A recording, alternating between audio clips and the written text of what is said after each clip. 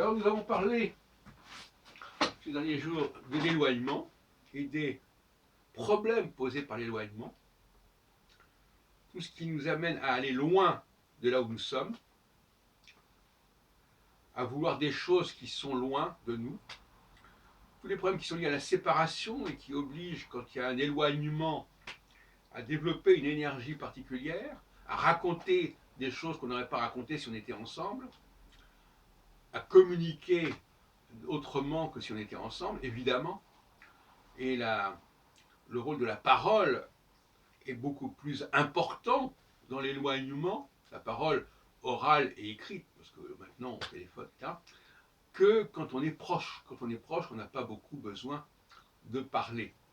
Sinon, des moments où on était éloignés, justement. Des gens qui sont ensemble ne vont pas raconter qu'ils sont ensemble, etc., etc. Sauf à d'autres qui n'étaient pas là. Et cela vaut aussi pour la question de l'immigration. L'immigration, la colonisation notamment, c'est bien le problème de l'éloignement. C'est d'aller au loin, c'est d'aller outre-mer, au-delà des mers.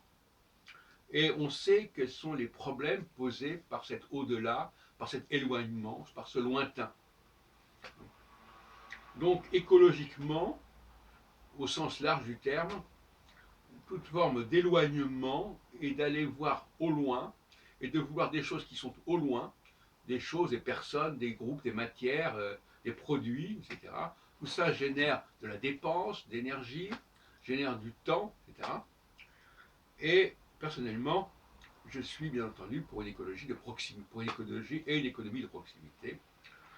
Et souvent, on a à côté de chez soi des valeurs, des ressources dont on ne tient pas compte et qui sont remplacées, qui sont substituées par des valeurs de lointain. Et ça, c'est un scandale.